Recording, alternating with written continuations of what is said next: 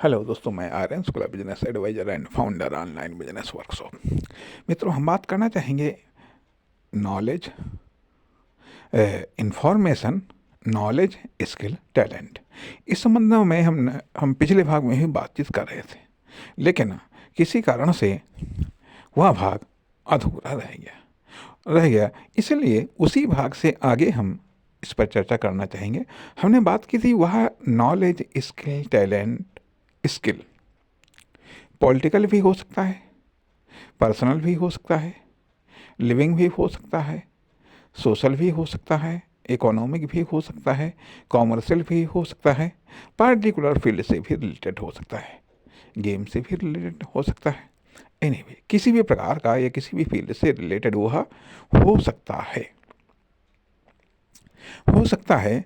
तो अब ये जो इंफॉर्मेशन, ठीक है, इंफॉर्मेशन और नॉलेज, स्किल और टैलेंट, ये चार चीज़ों को यदि हम दो भागों में, दो ग्रुप में डालें तो एक ग्रुप बनता है इंफॉर्मेशन और नॉलेज का, दूसरा ग्रुप बनता है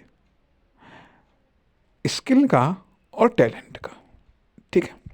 अब इंटरनल तथा हम पिछले भागों में बात करते आ रहे हैं कि एक्टिविटी, प्रोडक्टिविटी, क्रिएटिविटी और इफेक्टिविटी। अब इंटरनल क्रिएटिविटी, प्रोडक्टिविटी के लिए चाहिए इंफॉर्मेशन और नॉलेज। इंफॉर्मेशन और नॉलेज चाहिए। ठीक है। इंफॉर्मेशन और नॉलेज यह एक रॉ मटेरियल की तरह होते हैं, आपके लिए, हमारे लिए, या फिर आपके या हमारे माइंड के लिए। माइंड अपने आप में, या आप या हम अपने आप में एक प्रोसेसिंग यूनिट है। ठीक है। तो जो इंफॉर्मेशन या डाटा रॉ मटेरियल के रूप में हमें प्राप्त होता है, फिर उसको प्रोसेस करके या तो उसी रूप में हम डिलीवर करते हैं, या फिर उसमें कुछ चेंजिंग, उसमें कुछ बदलाव, या उससे किसी चीज़ का निर्माण करके तब डिलीवर करते हैं। अर्थात ये इंफॉर्मेशंस और नॉलेज, यह इंटरनल एक्टिविटी के लिए या एक्टिव होने के लिए, या फिर इंटरनल एक्टिविटी, प्रोडक्टिविटी, क्रिएटिविटी और इफेक्टिविटी के लिए आवश्यक है। ठीक है। दूसरी चीज़ आती है कि स्किल और टैलेंट। स्किल और टैलेंट ये एक्सटर्नल एक्टिव होने के लिए या एक्टिविटी के लिए, प्रोडक्टिविटी के लिए, क्रिएटिविटी के लिए और इफेक्टिविटी के लिए आवश्यक है। अर्थात इंटरनल तौर पर जो हम डाटा या इंफॉर्मेशन से, जो हम इंटरनल तौर पर इंफॉर्मेशन या नॉलेज से, या इंफॉर्मेशन या नॉलेज के रूप में जो रॉ मटेरियल हमको प्राप्त होता है, उससे प्रोसेस हो करके जो हम एक्टिविटी करते हैं इंटरनल तौर पर, क्रिएटिविटी करते हैं, प्रोडक्टिविटी करते हैं और इफेक्टिविटी को जनरेट करते हैं, या क्रिएट करते हैं, या डेवलप करते हैं। ठीक है। अब उसको हम एक्सटर्नल रूप में अपने स्किल से और अपने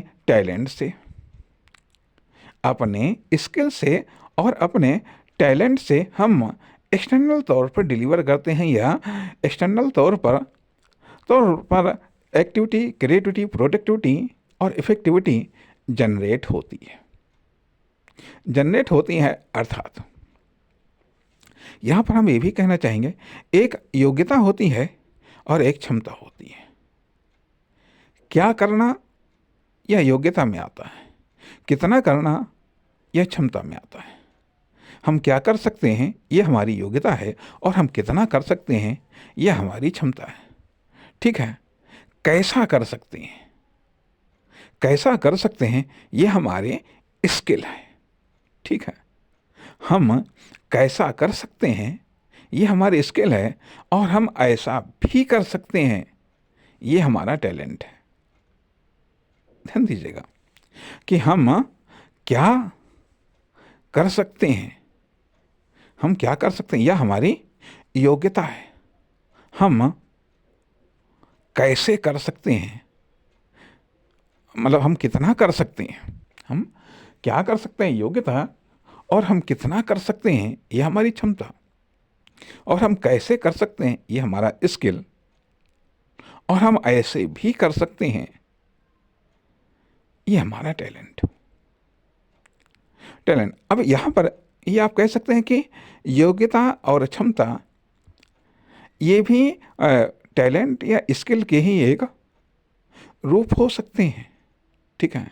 लेकिन लेकिन स्किल के एक रूप हो सकते हैं या एक रूपता इनमें दिखाई भी देती है, दिखाई भी देती है, लेकिन लेकिन सामान्य तौर पर अब बात ये भी आती है, एक सामान्य योग्यता, सामान्य क्षमता, जिसको एवरेज योग्यता या एवरेज क्षमता, एवरेज स्किल या एवरेज टैलेंट, टैलेंट या कॉमन योग्यता, कॉमन क्षमता या कॉमन स्किल या कॉमन टैलेंट, टैलेंट ये भी एक चीज़ हो सकती है, इनकी भी कल्पना की जा सकती है, या ये भी देखे जा सकते हैं, या ये कह लीजिएगा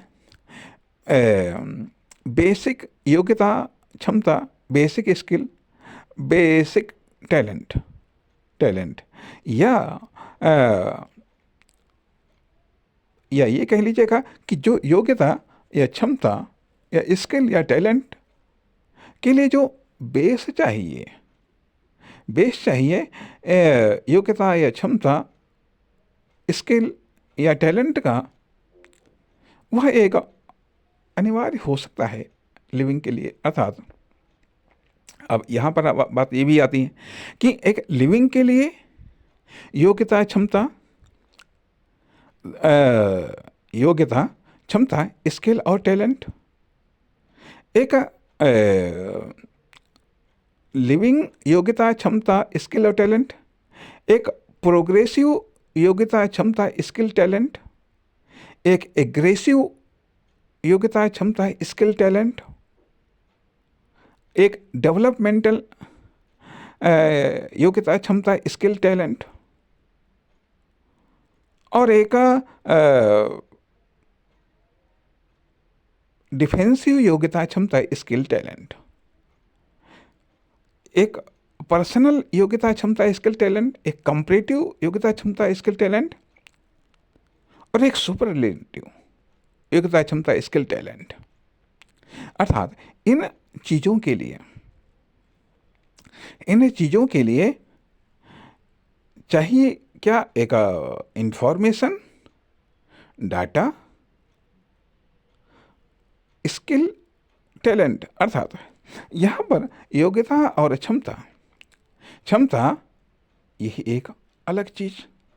अब यहाँ पर साधन, अर्थात योग्यता, क्षमता, स्किल, टैलेंट ये पर्सनल, दूसरी चीज़ साधन और संसाधन, साधन और संसाधन, अवसर, परिस्थितियाँ, कंडीशन, अवसर, परिस्थितियाँ, कंडीशंस, ये एक ग्रुप में, साधन और संसाधन यह दूसरे ग्रुप में, और नॉलेज या इंफॉर्मेशन, स्किल और टैलेंट, योग्यता और क्षमता यह एक अन्य ग्रुप में।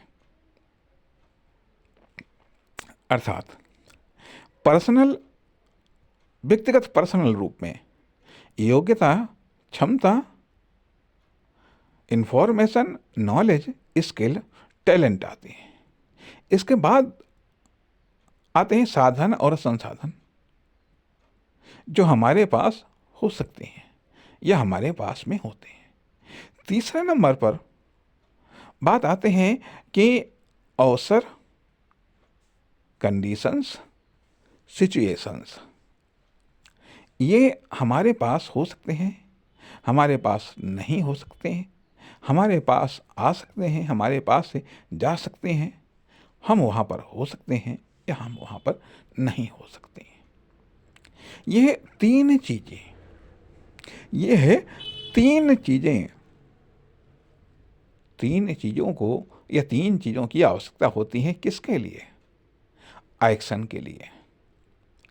इन तीन चीज़ों की आवश्यकता होती है, या इन तीन ग्रुप्स की आवश्यकता होती है एक्शन के लिए। एक्शन क्यों किया जाता है? अर्थात प्रतिक्रियात्मक एक्शन को प्राप्त करने के लिए। एक्शन के लिए ये तीनों चीज़ें चाहिए। अब अर्थात एक्शन इन तीनों ग्रुप की चीज़ों पर निर्भर करता है। एक्शन इन तीनों ग्रुप की चीज़ों पर निर्भर करता है। इसलिए यह एक एक्शन की सार्थकता, अर्थात जो एक्शन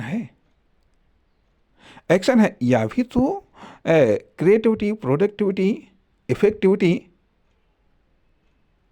को डिफाइन करता है, स्पष्ट करता है, या इससे इन सब चीज़ों को, ये सब चीज़ें स्पष्ट होती हैं।